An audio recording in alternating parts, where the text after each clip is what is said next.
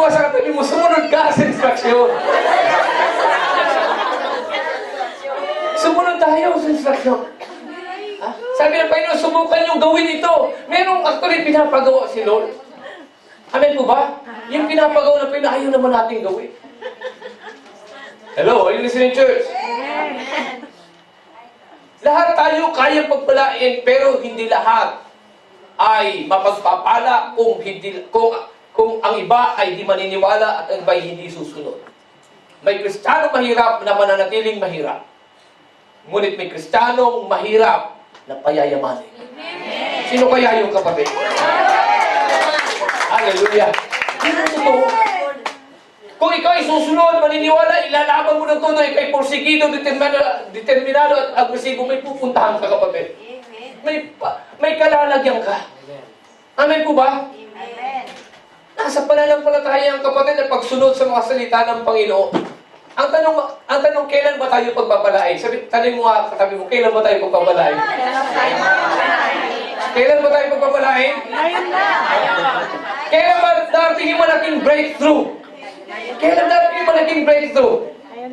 Sabi mo nga sa katabi mo, huwag kang mainit, pagantay ka. Huwag kang gumaya doon sa kwento ko at doon sa turistang Amerikano na masyado mainipin, di ba? Nalala niyo po ba yun? Ha? Paglapag ng aeroplano sa NAIA Airport, sumakay ng bus papuntang Makababy, Pampanga, mainipin. Wala pang isang oras na nakaupo. Tanong na natanong sa konduktor, sabi niya, how long to make a baby?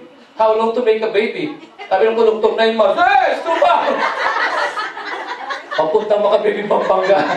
How long to make a baby? Huwag kang mainip. Amen po ba? Be patient, my friend. Sige, palapakan natin si Lord.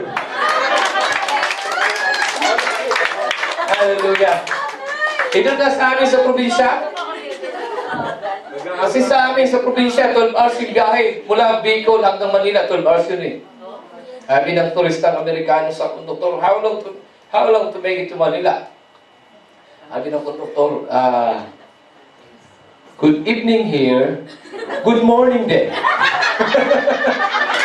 Ibig sabihin, gabi ka alis dito, umaga ka darating doon. Palapangan natin si Lord. Hallelujah. Huwag kang mainip, kapatid. May pagpapala si Lord. Sabi mo nga, may pagpapala si Lord. Sabi mo, may parating sa akin. Sinong naniniwala may parating na pagpapala para sa iyo? Sino naniniwala may surprise sa Lord para sa iyo? Ay, nailo kapatid, God is God of surprises. Amen po ba? Amen. When you are ready, God is ready. Amen. I'm ready.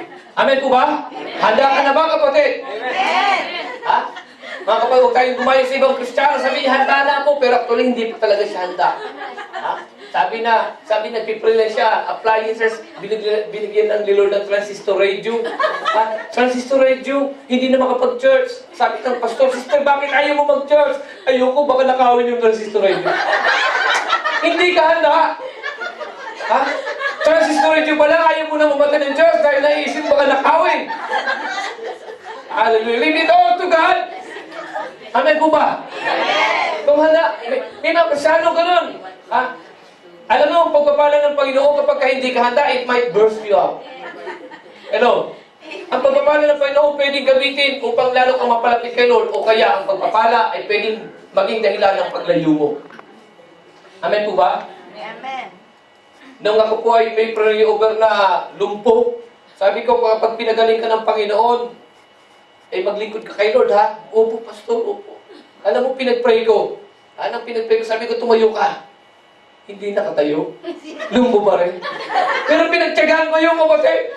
Pinagtyagaan ko hanggang nakalakad siya. Talagang by the grace of God, nakalakad yung lumpo. Sabi ko, maglilingkod ka kay Lord. Opo, pastor. Iyak siya ng iyak. The following Sunday, I was waiting for him in the church.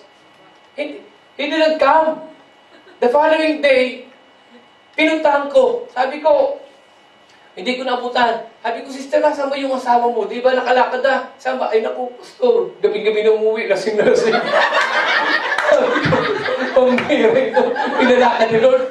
Pumunta na ng lahat. Kaya maganda, patanda tayo. Ang pagpapala dapat lalong maging malapit tayo kay Lord. Amen po ba?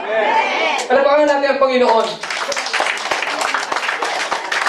Eh, minsan tayo, dami natin pangako kay Lord kapag tayo, sabi nga kapag ang tao nasa peligro, pag masayang buhay, disko-disko. Pag nasa peligro, Diyos ko. Ha? Yun ang tao. Ha? Yun ang mga tao. Pag maganda ang buhay, disko-disko. Pagka nasa peligro, Diyos ko. Pero isang babae, nag-aagaw boy na pastor, mayaman siya. Pastor, tulungan lang ako na pagbibigyan ako ng Panginoon pagkakataon na mabuhay uli. Gumaling uli sa aking karamdaman, I promise I will give my tithes. She's a very wealthy woman. Sabi ng pastor, sige, pagpipray kita. She prayed, the pastor prayed for that woman, and she was healed. And the pastor were expecting that she will fulfill her promise to God na magbibigay na ng tithes. Nakailang linggo na, hindi naman nagbibigay ng tithes yung babae. Alam mo, sabi ng pastor, sister, remind lang kita, nung nag-aagaw buhay ka, nangako kay Lord, na kapag kay gumaling uli, mag-tithes ka na. Sinabi ko ba yung pastor? Sinabi mo yun? Naku, huwag mo seryosohin yun, didinari na ako. Didinari na ako. Huwag mo seryosohin yung pastor. Ha? Kapag gumaling na, iba na ang naiisip natin. Nagbabago na tayo. Sabi mo nga, huwag mong kalimutan si Lord. Wait me already, God is ready. God is preparing our hearts for big blessings. Amen po ba? Huwag natin makalimutan ang ating Panginoon. Amen po ba? Alam niyo mga kapatid, kailan tayo pagpapalain ng Panginoon? Kailan darating yung pagpapala? Tanungin mo nga ulit, kailan darating? Taken from the account of the 10 lepers, I tell you, kailan dati yung pagpapala? I tell you kapatid, any moment from now. Amen. Sabi mo nga sa katabi mo, any moment from now. Any moment from now. Magugulat ka na lang kapatid. Magugulat ka na lang. Ako na lang sa akin na lang. Magugulat ka na lang. Sige natin ha. Pasko nito ha.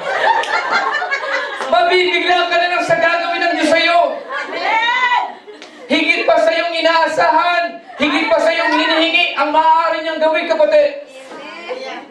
Nagulat ang 10 kitungin. Nagulat sila dahil habang sila naglalakad, sabi ng Biblia, habang sila'y naglalakad, sabi mo nga, habang sila'y naglalakad. Habang sila'y naglalakad, may nangyari na palang kakaiba. Napansin na lang nila na malinis na sila at magaling na pala sila. Blessings will come any moment from now. Magugulat ka na lang. Hindi ka halos makapaniwala. Akala mo nananaginip ka pa dahil ang matagal mo nang inaantay, ang matagal mo nang hinihingi, ang matagal mo nang tinataniman na inaasa harapan mo na pala. Amen. Akala mo na naginip ka, sasabihin mo, totoo ba ito? Kurutin mo nga ako. Yung dinideklara mong sasakyan, andyan na pala sa harapan mo. Sa'yo na pala yun. Sasakyan mo na pala yun. You will just be amazed. Blessings will come any moment from now. It will happen any moment from now. Amen. Hallelujah. God is God of surprises. God is God of breakthrough. And He wants to give you breakthrough. Amen. We all pray for breakthrough and God is willing to give us breakthrough. Amen. And blessings will come any moment from now. When you're ready, God is ready. Amen. Magugulat ka. Sabi mo sa katabi mo, magugulat ka. Magugulat ka. May isang araw sa buhay mo na ililipat ka sa malaking bahay. Amen. Kanino kaya yun? Magugulat ka kapatid. May isang araw sa buhay mo na sasakay ka sa sarili mong sasakyan. Amen. May isang araw sa buhay mo na pagtingin mo sa iyong account, hindi na barya ang savings mo. Milyones ang savings mo. It will come, it will happen. Kanino kaya yung kapatid? Magugulat ka na lang sa gagawin ng Panginoon. Isang araw, makikita mo, hindi na barya ang iyong income. Malaki na ang iyong income. Are you listening, church? May isang araw sa buhay mo, kapatid. Magugulat ka, may isang araw sa buhay mo, burado ang lahat ng utang. Amen. Sino gusto mangyari yun, kapatid? Amen. Dami may utang dito. May isang araw sa buhay mo, kapatid, papawiin ng Diyos ang lahat ng utang sa buhay mo. It will happen any moment from now. Hallelujah. Sabi mo nga, burado.